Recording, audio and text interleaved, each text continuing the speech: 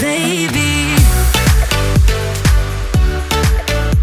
What is up, you guys? I've got my pre-workout here. Hopefully you're doing the same with some form of maybe pumpkin spice coffee. I don't know, something that lights you up.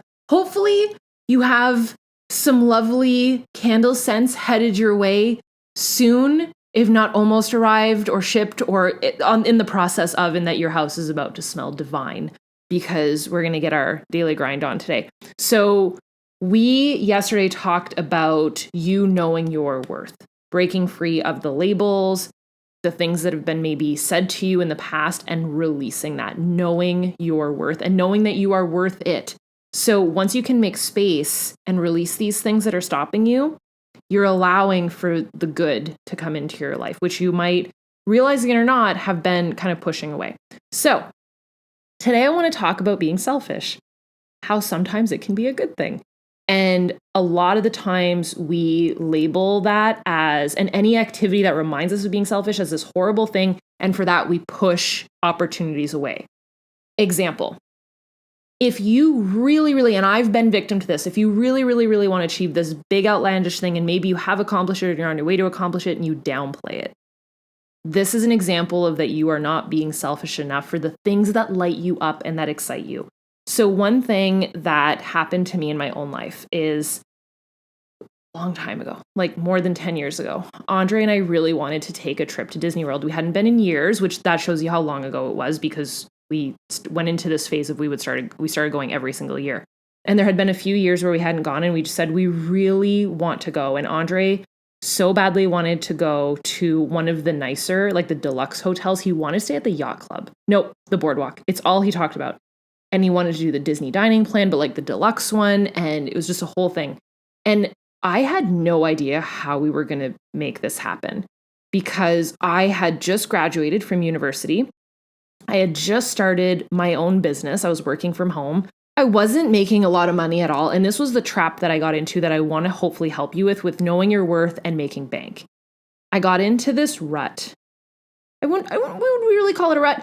This spiral of, let me check my commissions or my clients or whatever form of income that's coming into you, of products sold or paychecks or whatever that looks like for your own business. And let me add it up and see how much I'm making every week. And I became obsessed for about a week, not that long, about the numbers of money, the dollar signs. And it almost robbed me of the parts of my goals that I was excited about and that I loved and that I was jazzed about. And it just became about dollar sign, dollar sign, dollar sign. Like I said, for a whopping 7 days, for a lot of people, they could get stuck in that for years. So I'm glad that I was able to snap out of it, because I thought, if I keep going this way of being so obsessed with just the dollar figure, I'm going to lose my way with the reason why I started this in the first place. So what I did is I rewired, instead of it being about the dollars and about the money, it became about the end goal of the experience that I wanted that money to afford. So I stopped adding everything up every single day, and I started looking at what's a dream big, crazy goal that I would love to accomplish, that I would love to be able to accomplish with my own business, that I can do as a gift or an experience that I could give to the one that I love most, which is my husband. What does that look like for you? And I know for a lot of you guys, it might be a Disney World trip also, because we're all very similar, but it could be a home. It could be a bike for your kid at Christmas. It could be anything.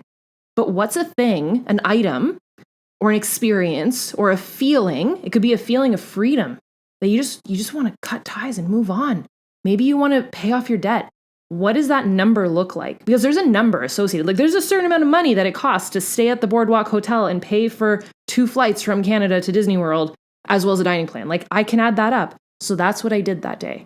Instead of constantly just looking at the day in, day out, how much money am I bringing in with no real freaking North Star, what is the big goal? How can I add that up? So I want you to know that it is okay to be selfish and to have a selfish goal.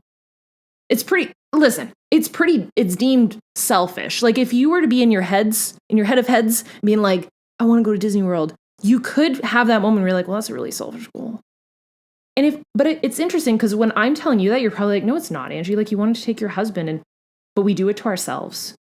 So try and think about how you would talk to your best friend, or the younger version of you, the one that was labeled as certain things that we talked about yesterday. How would you talk to them? How would you talk to her or him, the younger version of you, Either if you have a kid, how would you talk to your kid when they tell you their goals and their dreams? How would you talk to your best friend? Talk to yourself that way. Because I feel like we are so dang hard on ourselves. And when we have a big goal, we're like, no, that's dumb. That's selfish. I can't do that. And you count yourself out, like I said yesterday, before you even stepped up to the plate to take a swing. You're like, nope, I can't do that. Too hard, too selfish, not doing it. Make it not about the money. Make it about the addition of money, the compound of that money coming in that you could create for that experience, that item, that person, that feeling, whatever that looks like. So it doesn't have to be a dollar figure. It can be an emotion that you want to feel. So example, if you want to get out of debt and pay off whatever debt you have, that feeling is an extreme sense of freedom. And what if, can I just take you a step further?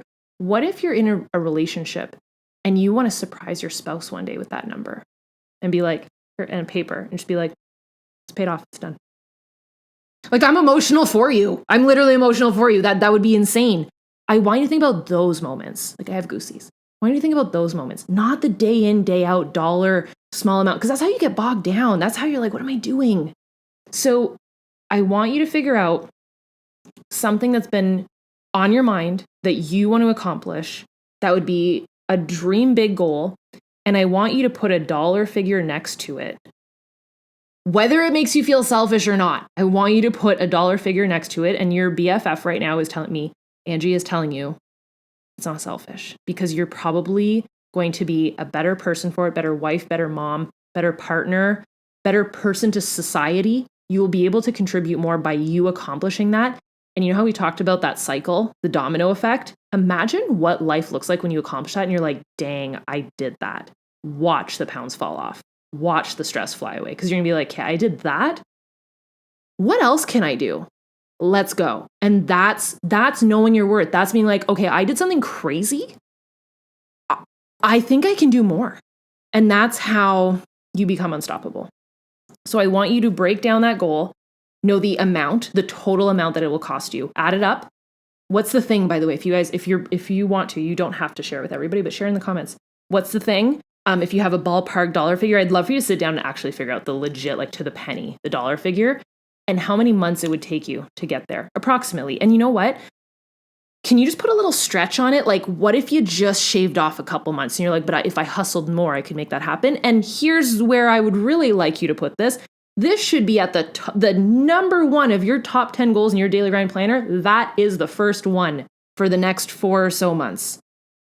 And watch what happens when you work at that goal every single day. Watch what can happen. So you're not selfish, but it might be time to get a little bit more selfish with your goals and see what the heck you can accomplish and what life looks like on the other side. Cool? I'll see you guys tomorrow. Bye, dudes.